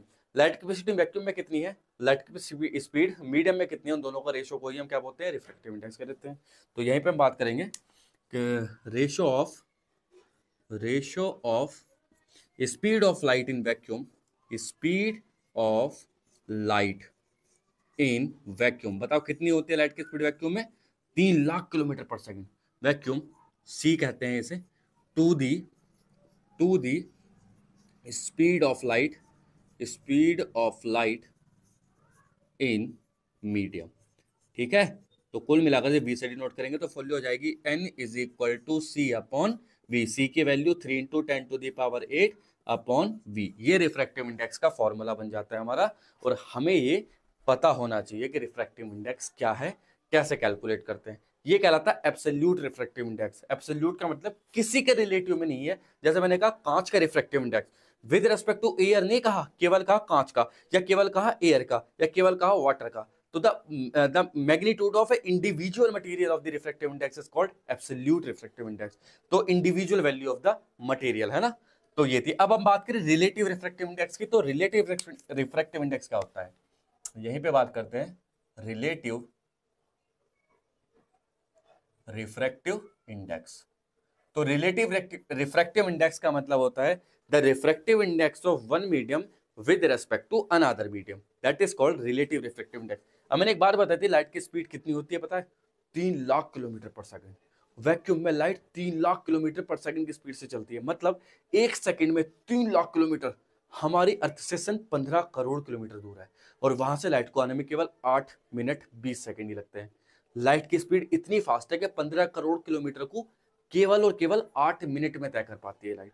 अब इमेजिन करो कि हम किसी ऐसे प्लेनेट पे चले गए, जैसे कि हम सन को देख रहे हैं, तो 8 मिनट बाद लाइट आ रही है, तो मतलब सन हमें 8 मिनट पुराना दिखाई दे रहा है। सिंपल, क्योंकि लाइट को आने में जितने टाइम लगेगा हमें उतनी पुरानी पिक्चर, क्योंकि लाइट हमारी आंखों पे इंसिडेंट कब करेगी, 8 मिनट बाद। तो सन की इमेज 8 मिनट पुरानी है जो हम देखते हैं। मतलब अगर सन अभी गायब हो जाए तो हमें 8 मिनट बाद पता चलेगा कि सन एक्चुअल में गायब हुआ, वरना लाइट आती रहेगी। ये फैक्ट है। अब इमेजिन करो कि हम किसी ऐसे प्लेनेट पर चले जाए जहां से लाइट को आने में 14 करोड़ साल लगते हैं। तो जब लाइट 14 करोड़ साल बाद हमारी आंखों तक पहुंचेगी तो हम डायनासोर तक का ओरिजिन और एक्सटेंशन सब देख सकते हैं, क्योंकि डायनासोर 14 करोड़ साल पहले थे अप्रोक्सीमेटली, मुझे एग्जैक्ट वैल्यू आनी है, 14 करोड़ साल पहले थे। और 14 करोड़ साल पुरानी लाइट जो आई होगी वो उस प्लेनेट पे जाके पहुंचेगी, और हम वहां अगर पहले पहुंच गए लाइट से तो हमें अर्थ को 14 करोड़ साल पुरानी दिखाई देगी। अगर हम 14 अरब साल पहले पहुंच गए, जब सन फॉर्म भी नहीं हुआ था, मान लो हमने ऐसी लाइट इजाद कर दी, तो हम 14 अरब साल हम यूनिवर्स का फॉर्मेशन भी देख सकते हैं कि कैसे बिग बैंग हुआ था और कैसे हमारा यूनिवर्स बना था, क्योंकि 14 अरब साल पहले हमारा यूनिवर्स बना है। देख लो, इतनी भयंकर चीज है। तो लाइट से तेज चलने वाली अभी तक कोई चीज बनी ही नहीं। 3 लाख किलोमीटर पर सेकंड, तो यार बहुत खतरनाक स्पीड है। इतनी स्पीड पे तो जो चीज है ना वो एनर्जी में कन्वर्ट हो जाती है, मैटर एनर्जी में कन्वर्ट हो जाता है, आइंस्टाइन साहब ने कहा। तो लाइट एक अपना में अलग ही चीज है, और ये नेचुरल फिनोमिना है, हम इन पर कुछ नहीं कर सकते, हम केवल इनकी स्टडी कर सकते हैं, और वही स्टडी हम यहाँ देख रहे हैं। तो रिफ्रैक्टिव रिलेटिव रिफ्रैक्टिव इंडेक्स का मतलब the refractive index of one medium with respect to another medium, ये रिलेटिव रिफ्रैक्टिव इंडेक्स कहलाता है। ठीक है, तो जैसे कि अगर मैं बात करूं यहाँ पे एग्जाम्पल के तौर पे, कैसे बात करते हैं एग्जाम्पल के तौर पे, कि मान लो यहाँ पे हमारे पास एक मीडियम है, डेंसर मीडियम, इसका रिफ्रैक्टिव इंडेक्स है n ग्लास, और बाहर है n एयर, और लाइट ऐसे आकर के और यहां से ये ऐसे बैंड हो रही है, तो हम क्या कहेंगे, हम कहेंगे रिफ्रैक्टिव इंडेक्स ऑफ एयर, वो ग्लास क्या कहेंगे, refractive index of glass with with respect to air. तो इसे लिखेंगे, देखो बोलेंगे तो ऐसे, लिखने का तरीका क्या है, जो चीज बाद में वो पहले आएगी, तो ANG ऐसे लिखते हैं, refractive index of glass with respect to air. जो बाद में आ रहा है वो पहले, जो पहले आ रहा है वो बाद में लिखेंगे, ठीक है। तो ANG ये रिलेटिव रिफ्रैक्टिव इंडेक्स है, उसका फॉर्मूला होता है NG/NA, ये लिखेंगे, जो G है वो पहले आएगा, NA बाद में आएगा। तो this is the formula of relative refractive index. I hope तुम्हारी बातें समझ में आ रही होंगी। तो ऐसे करते हैं, जैसे एक क्वेश्चन लेते हैं हम छोटा सा, रिफ्रैक्टिव इंडेक्स का इंपॉर्टेंट क्वेश्चन है, आता ही है। तो अगर एक क्वेश्चन ले हम छोटा सा, इसमें हमसे कहा the refractive index of glass is 3/2 and refractive index of water is 4/3। हमसे कहा find refractive index of glass with respect to water. ये क्वेश्चन हमारे पास है ना, refractive index of glass with respect to water find करना है, जबकि एब्सोल्यूट दे रखे हैं और रिलेटिव फाइंड करना है, दैट इज द मेन काज, है ना। तो एब्सोल्यूट मतलब क्या है, ग्लास, तो NG कितना है, NG 3/2, NW वाटर का कितना है 4/3। कैलकुलेट क्या करना है, देखो ये बाद में आ रहा है तो पहले आएगा WNG, ये छोटे छोटे होते हैं, N बड़ा करके लिखते हैं। फॉर्मूला क्या बन जाएगा, NG/NW, अभी बताया है। तो यहां से हमारे पास वैल्यू निकल करके आ जाएगी, हम क्लियरली कह सकते हैं कि WNG can be written as, NG की वैल्यू कितनी है भला, 3/2 डिवाइडेड बाय, इसकी वैल्यू हो जाएगी 4/3, ये जाएगा सबसे ऊपर, और वी कैन से 9/8, ये आ जाएगा WNG। This is the refractive index of glass with respect to water. I hope समझ में आया होगा। अब यहीं पे इसके बी पार्ट में इसने कहा क्वेश्चन में कि ऑल्सो फाइंड, यहीं पे देखो, इसमें देखो क्वेश्चन कैसे घूमेगा, also find refractive index of water with respect to glass. अब इसने क्वेश्चन में थोड़ा चेंज कर दिया, पहले ग्लास टू वाटर पूछा था, अब वाटर टू ग्लास पूछा है, उल्टा पूछा है, बस उल्टा पूछा तो उल्टा कर दो ऑब्वियसली। तो हमें पूछा है GNW, क्योंकि देखो ग्लास बाद में तो पहले लिखा, इसका फॉर्मूला बन जाएगा 1/WNG, यही रिवर्सिबिलिटी प्रिंसिपल है ना। तो हमने लिखा GNW equal to 1/WNG, WNG is what 9/8, ऊपर जाएगा GNW इक्वल टू 8/9। तो यहां पे हमारे पास ये भी वैल्यू आ गई। अब ये जो रिफ्रैक्टिव इंडेक्स की वैल्यू आई है, इससे हमें साफ साफ पता चलता है कि रिवर्सिबिलिटी प्रिंसिपल को फॉलो करते हैं, कि लाइट जैसे गिलास से वाटर से गिलास में जा रही थी, इसमें गिलास से वाटर में आ रही है, तो रिवर्सली मतलब रिवर्सिबिलिटी हो गई पॉसिबिलिटी। अब बात हम यहाँ पे करें छोटी सी, कि जब लाइट एक मीडियम से दूसरे मीडियम में एंटर करती है तो क्या क्या चीजें चेंज होती है और क्या क्या चीजें चेंज नहीं होती। तो सिंपल फिनोमिना है, जब लाइट एक मीडियम से दूसरे मीडियम में एंटर करेगी, मतलब रेयर टू डेंसर में एंटर करेगी, तब लाइट की स्पीड डिक्रीज हो जाएगी, चेंज हो जाएगी। यार तुमने देखा भी होगा, जब पानी में मतलब कि समुद्र में रोशनी गिरती है सूरज की, एक टाइम बाद अंधेरा रहता है, रोशनी नीचे पहुंच ही नहीं पाती, क्यों, क्योंकि लाइट की स्पीड लगातार पानी में घटती जाती है, वो डेंसर मीडियम है ना, और घटते घटते घटते घटते एक टाइम बाद क्या हो जाता है, पानी नीचे वो इसमें लाइट नीचे पानी के गहराई तक जा ही नहीं पाती, वो पार्टिकल टकरा के वहीं रुक जाते हैं, है ना। तो यहीं पे हम बात करें तो स्पीड चेंज होती है, वेवलेंथ चेंज होती है, लेकिन फ्रीक्वेंसी हमेशा कांस्टेंट रहेगी। फ्रीक्वेंसी क्योंकि सोर्स की प्रॉपर्टी है, लाइट की प्रॉपर्टी नहीं है, ठीक है। तो अगर हम यहाँ पे बात करें factor depending upon the factor, नहीं हम क्या कह सकते हैं कि सम इंपॉर्टेंट पॉइंट्स, है ना, ये ऐसा लिख दो चलो। और ये इंपॉर्टेंट चीज है, तुम्हें याद रखनी पड़ेगी, सम इंपॉर्टेंट पॉइंट्स। तो इंपॉर्टेंट पॉइंट्स क्या क्या है, फर्स्ट पॉइंट अगर हम बनाए यहाँ पे, तो यहाँ लिख सकते हैं when light enters फ्रॉम, कहां से कहां एंटर कर रही है, from rare to denser, speed क्या हो जाएगी भला, स्पीड डिक्रीजेस, लाइट की स्पीड डिक्रीज हो जाएगी। सेकंड, इसमें क्या हो जाएगा, और वेवलेंथ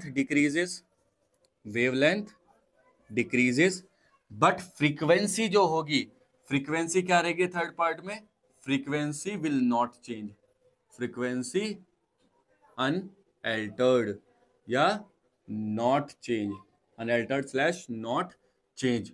फ्रीक्वेंसी चेंज क्यों नहीं होती? Because it is a property of source, it is a property of source, source की प्रॉपर्टी है, प्रॉपर्टी ऑफ सोर्स, ये सोर्स की प्रॉपर्टी है ना कि लाइट की प्रॉपर्टी। तो आई होप समझ में आया होगा यहां तक।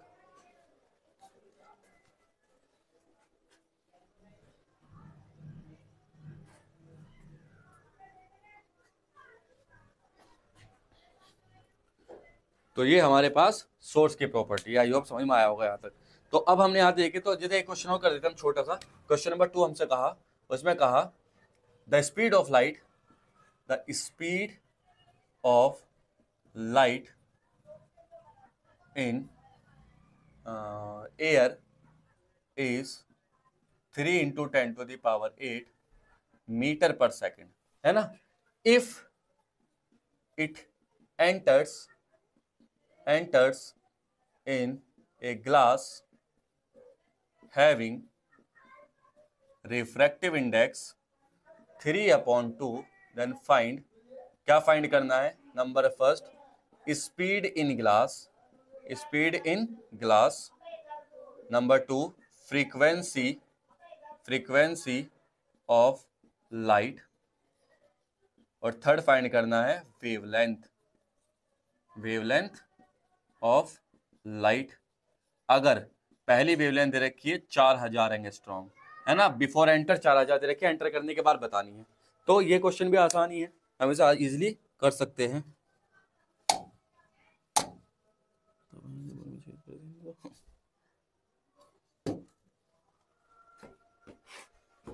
तो हम इसे भी इजीली कर सकते हैं कैलकुलेट। देखो कैसे कैलकुलेट करेंगे, क्या क्या चीजें गिवन है यहाँ पे। हमें एक तो स्पीड ऑफ लाइट गिवन है और रिफ्रैक्टिव इंडेक्स गिवन है, तो एन की वैल्यू क्या होता है? C/V। तो यहाँ से हम स्पीड कैलकुलेट कर सकते हैं। एन की वैल्यू 3/2, सी की वैल्यू 3 × 10⁸, V कैलकुलेट करना है। 3 से 3 खत्म, V की वैल्यू आ जाएगी 2 × 10⁸ मीटर पर सेकेंड। ये आ जाएगी भैया यहाँ पे। फ्रीक्वेंसी तो डिपेंड ही नहीं करती, फ्रीक्वेंसी तो वही रहेगी जो है, बट हमें निकालनी पड़ेगी। पहले सी पॉइंट निकाल लेते हैं, वेवलेंथ। तो याद रखो, वेवलेंथ न्यू जो होती है, फॉर्मूला होगा वेवलेंथ ओल्ड वाली divided by refractive index n. Old wavelength कितनी है? 4000, रिफ्रैक्टिव इंडेक्स 3/2, तो जाएगा ऊपर तो हो जाएगा 8000/3 एंगस्ट्रॉम बस। और फ्रीक्वेंसी कैलकुलेट करनी हो अगर, यहाँ पे निकाल देता हूँ। देखो फ्रीक्वेंसी का फॉर्मूला होता है C = F = V = n lambda. हाँ, तो फ्रीक्वेंसी का formula C = F × lambda. F frequency है तो C/λ। C कितना? 3 × 10⁸ और वेवलेंथ कितनी है? 4000 एंगस्ट्रॉम। इसे कैलकुलेट करके फ्रीक्वेंसी भी आ सकती है। तो ये कुछ चीजें हैं, इंपॉर्टेंट पॉइंट्स हैं regarding the refraction of light. और हमने आई होप रिफ्रैक्शन के सारी चीजें देखी हैं, कवर करी है और रिफ्रैक्शन को एक्सपेरिमेंटली समझने की कोशिश की है। अब इस रिफ्रैक्शन के कुछ इफेक्ट होते हैं, कुछ फिनोमिनाज होते हैं, रिफ्रैक्शन कहाँ पे यूज होता है और इसका एप्लीकेशन क्या क्या है। तो रिफ्रैक्शन के काफी सारे एप्लीकेशन है जिन्हें हम पढ़ते हैं, और डायग्राम बनाने को आता है रिफ्रैक्शन का, नो डाउट, है ना। तो वही बात करते हैं एप्लीकेशन ऑफ रिफ्रैक्शन की।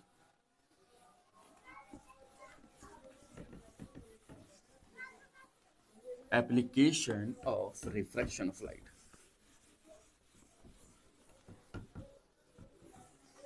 चलिए भाई, तो अगर हम एप्लीकेशन की बात करें, application of refraction of light, application of refraction. तो रिफ्रैक्शन के कौन कौन से एप्लीकेशन है? फर्स्ट एप्लीकेशन जो आपने जनरली देखा होगा कि जब हम किसी भी स्टिक को पानी में डुबो देते हैं, जब भी किसी स्टिक को पानी में डुबोएंगे तो वो आप देखेंगे कि जो स्टिक का हिस्सा बाहर है, जैसे चलो एक गिलास लो, एक पेंसिल हो, पेंसिल को उसके अंदर डुबो कर देखो, तुम देखोगे कि जो पेंसिल का बाहर वाला हिस्सा है और अंदर वाला हिस्सा, दोनों के बीच तालमेल नहीं बैठ पाएगा और ऐसा लगेगा कि पेंसिल बीच में जो टूटी हुई है, वो बैंड होती हुई दिखाई देती है अपने आप ही। क्यों दिखती है बैंड होती हुई? क्योंकि पानी के अंदर स्पीड कुछ और है लाइट की, हवा के अंदर कुछ और है। जब दोनों के अंदर एंटर करती है तो पानी के अंदर कम है, हवा के अंदर ज्यादा है, तो तालमेल बैठाने के लिए वो पेंसिल ऊपर को उठ जाती है अपना आप ही, मतलब लगता है ऐसा। या तो पूरी पेंसिल अंदर हो पानी के, तब बिल्कुल स्ट्रेट दिखाई देगी, या बात। अच्छा, हम इसे देख भी सकते हैं, हमारे पास ये पानी का घड़ा है ना, खतरनाक वाला, और देखो स्टिक है, ये सीधी है बिल्कुल, यहाँ से पकड़ लगता है, देखो हिस्सा स्ट्रेट हिस्सा है ना, और ये देखो पानी खड़ा है, इस टाइम कुछ नहीं, मैं इसके अंदर डाला ये देखो। अब देखो यहाँ पे, देखो यहाँ इस जगह देखना है, इस जगह ना, देखो यहाँ पे क्या दिख रहा होगा आप लोगों को, देखो मुड़ी भी दिख रही होगी यहाँ से, ये देखो, ये आई होप तुम्हें दिख रहा होगा साथ, देखो ये कटा हुआ दिख रहा है ना, ये हिस्सा आप लोगों को ये वाला हिस्से कटा हुआ दिख रहा है, देखो ये क्यों दिख रहा है, क्योंकि यहाँ पे क्या हो रहा है, रिफ्रैक्शन। अगर मैं सीधी खड़ी करूंगा तो कटा हुआ नहीं दिखेगा, क्योंकि लाइट जब सीधी रहती है तो एंटर ऐसे नहीं करती, मतलब कि कोई बैंडिंग नहीं होती। अब देखो बैंड हो रही होगी तो साफ साफ आप लोगों को दिख रहा होगा ये वाला हिस्सा, ऐसा लग रहा है हिस्सा कटा हुआ हो, और मोटा भी दिख रहा है। मोटा क्यों दिख रहा है, क्योंकि स्फेरिकल लेंस की तरह बिहेव कर रहा है ना, कॉन्वेक्स लेंस की तरह बिहेव कर रहा है, बाकी ये कटा हुआ लग रहा है ऐसा हिस्सा, है ना। तो ये किसकी वजह से पॉसिबल है, रिफ्रैक्शन ऑफ लाइट की वजह से पॉसिबल है ना। अब देखो अगर मैं ऐसे भी देखूँ, सिंपल अपनी उंगली को डालू, देखो हाथ देखो बीच में पानी के अंदर, देखो कितना मोटा हाथ लग रहा है मेरा, क्यों लग रहा है मोटा हाथ, क्योंकि यहाँ पे लेंस की तरह बिहेव कर रहा है, कैसा लेंस, कॉन्वेक्स लेंस, और ये मैग्नीफाइंग ग्लास की तरह बिहेव करता है। तो अभी हम चीज़ें आगे पढ़ेंगे आराम आराम से। तो पहला एप्लीकेशन क्या देखा कि stick in the water is appears raise from its original position, है ना, तो वही पहला एप्लीकेशन है। सेकंड एप्लीकेशन क्या हो सकता है, सेकंड एप्लीकेशन इसका लेटरल इन्वर्जन, मतलब एक तो रिफ्लेक्शन में भी होता है, उसमें रिफ्लेक्शन में भी लेटरल इन्वर्जन होता है, यहाँ पे भी ये चीजों को इन्वर्ट कर देता है। इन्वर्ट कैसे, देखो हम एक और देखते हैं एक्सपेरिमेंट छोटा सा, ये भी आपने देखा होगा कई बार। ये सिंपल से एरो कहाँ को जा रहे हैं, लेफ्ट साइड को जा रहे हैं, है ना, यहाँ क्योंकि एयर में है। हम इसके मीडियम को चेंज करते हैं, देखो हम इसके अंदर देखो लगा करके देखते हैं यहाँ, और आप देखोगे एयर की डायरेक्शन, एरो की डायरेक्शन चेंज हो जाएगी। देखो यहाँ इस टाइम तो एरो वहीं जा रहे होंगे लेफ्ट, और देखो यहाँ ध्यान से, अगर आप ध्यान से देखोगे तो शायद आप लोगों को दिख रहा हो, आई होप कि इस तरफ को डायरेक्शन हो गई होगी, लो ऐसे देखो, ऐसे देखो यहाँ दिख रहा होगा, आई होप, मैं नहीं, मुझे नहीं पता, अगर आपको दिख रहा होगा तो मुझे कमेंट में जरूर बताना, बाकी मैं वीडियो देखूंगा और सही से करने की कोशिश करूंगा अगर नहीं दिखेगा तो, लेकिन आई होप दिख रहा हो, क्योंकि मुझे लगता है कि दिख रहा होगा शायद। देखो यहाँ पे मैंने ऊपर कर लिया, एरो की डायरेक्शन थोड़ी चेंज हो गई होगी यहाँ से, या तो यहाँ या यहाँ, इधर की तरफ को जा रहे होंगे, तो ये भी किसकी वजह से पॉसिबल है, रिफ्रैक्शन ऑफ लाइट की वजह से पॉसिबल। अगर हम इसके अंदर कोई कॉइन भी डाल देते हैं, मान लो ये रहा कॉइन हमारे पास, एयर में देखो छोटा है, इसके अंदर डालेंगे तो काफी बड़ा हो जाता है, देखो कितना बड़ा दिख रहा है कॉइन ये, है ना। और इस कॉइन को जब हम यहाँ से देखेंगे ना, इस तरफ से देखोगे तुम, तो इसकी पोजीशन ऊपर उठी हुई दिखाई देगी। तो ये भी किसकी वजह से पॉसिबल है, रिफ्रैक्शन ऑफ लाइट की, क्योंकि लाइट अपनी स्पीड को चेंज कर देती है। तो यहाँ पे कुछ फिनोमिना आ जाते हैं, जैसे कि अगर मैं यहाँ पे बात करूँ, फर्स्ट एप्लीकेशन अगर हम देखें, stick in the water, stick in water appears raised मतलब उठी हुई, raised from its original position,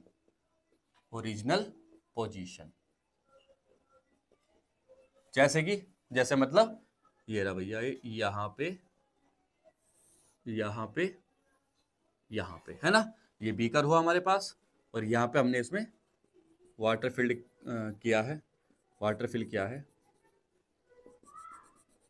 ये रहा ऐसे, यहाँ पे, यहाँ, ये रहा भाई, है ना। अब स्टिक देखते हैं भाई अंदर, इसका नाम वाले स्टिक डाली, ये रही स्टिक,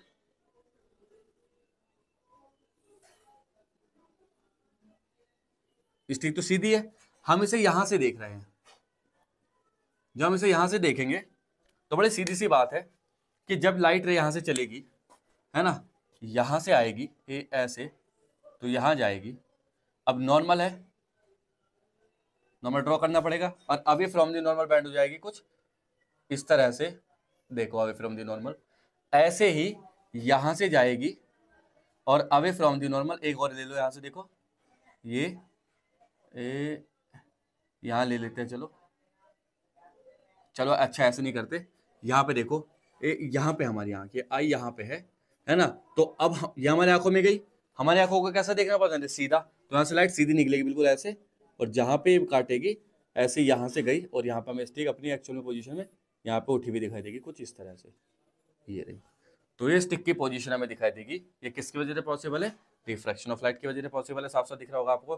तो स्टिक की ओरिजिनल पोजीशन ये हमें दिखाई ऐसे देगी, बैंडिंग होती है, यहाँ से बैंड हुई भी दिखाई देती है, तालमेल नहीं बैठ पा रहा लाइट का। दूसरा कॉन्सेप्ट क्या है इसका, सेकंड कॉन्सेप्ट है coin in the pool, coin in pool appears raised, है ना, रेज्ड। तो किसी भी पोल के अंदर जब कॉइन पड़ा हो तो अपनी ओरिजिनल पोजीशन से ऊपर उठा हुआ दिखता है। जैसे यहां ये है और यहाँ पे कॉइन रखा है, ठीक है। अब यहाँ पे वाटर है, हमें सबको पता है, दिस इज द वाटर, है ना, ऐसे।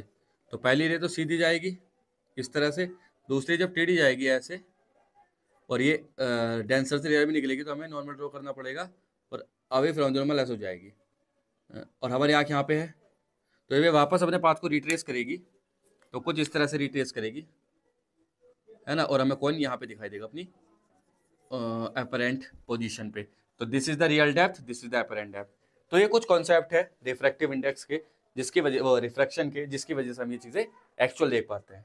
अब जिसे तीसरा कॉन्सेप्ट है कि अगर लाइट रे कैसे हो, यहाँ पे अगर हमें दो मीडियम के रिफ्रैक्टिव इंडेक्स गिवन है, मान लो ये रेयर मीडियम है, डेंसर मीडियम, मतलब कुछ इस तरह से कि रेयर मीडियम का refractive index rare is equal to denser medium हो जाए, तो यहाँ पे मान लो ये ग्लास स्लैब है और हम लाइट को कुछ इस तरह से एंटर करवा रहे हैं सीधा, है ना, तो इसके अंदर कोई भी डेविएशन नहीं होगा, लाइट रे बिल्कुल ऐसे जा करके सीधी और नीचे निकल जाएगी, नो डेविएशन। लाइट में डेविएशन तभी होगा जब वो टेढ़ी आ रही हो, किस एंगल पर आ रही हो। यहाँ पे इंसिडेंट एंगल 0 है और उसी की वजह से रिफ्लेक्टेड एंगल भी 0 है, और इस केस में n1 इक्वल टू क्या बैठ जाता है, n2 बैठ जाता है, एयर है मतलब यहाँ, है ना। तो रिफ्रैक्टिव इंडेक्स 1 है, 1 तो एयर का ही होता है, तो एयर है चारों तरफ और कुछ है ही नहीं यहाँ पे।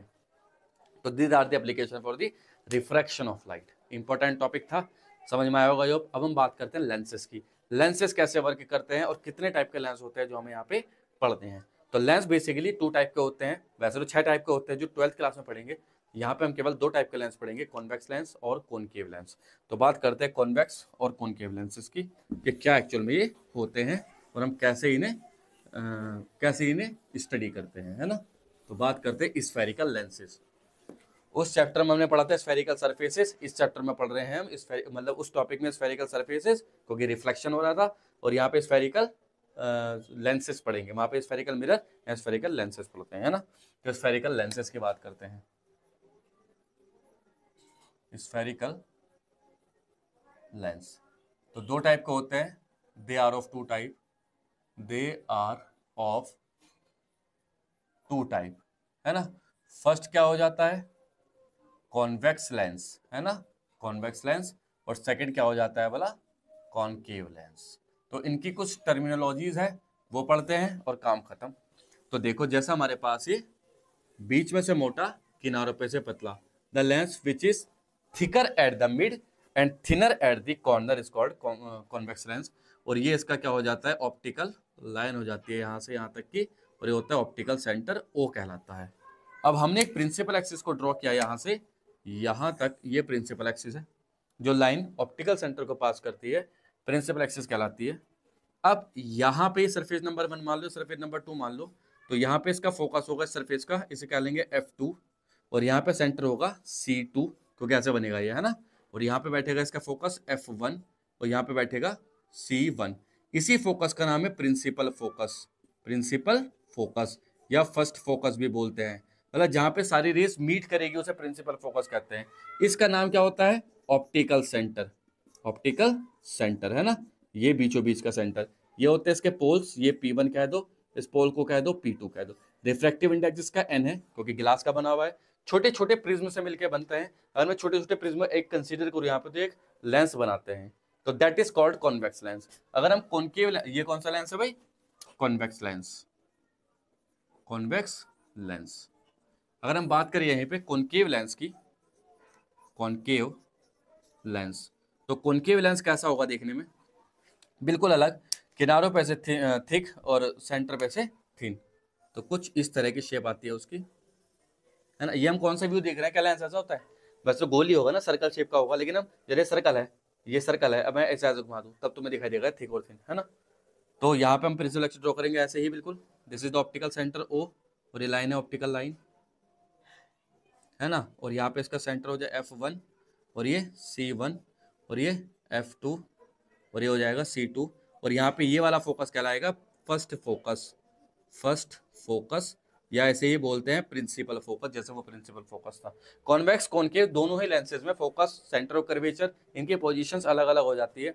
फोकस तो अल्दो दोनों में सेम है, लेकिन हमें उस फोकस को कंसीडर करना है जहां पे रेज आकर के मीट कर रही हो। जैसे कि प्रिंसिपल फोकस जहां पे इस पे यहाँ पे मीट करेगी तो ये प्रिंसिपल इसके लिए यहाँ पे मीट करेगी, तो this is the principal focus और we can say first focus. तो अब हम क्या देखेंगे, इनसे बनाएंगे कुछ इमेजेस। जैसे कि कॉन्वेक्स और कॉनकेव मिरर में हमने पढ़ा था, यहाँ पे हम लेंसेज के बारे में पढ़ते हैं। तो वहाँ कॉनकेव मिरर की 6 इमेजेस होती हैं, यहाँ कॉन्वेक्स लेंस की 6 इमेजेस और कॉनकेव की 2 इमेजेस होती हैं।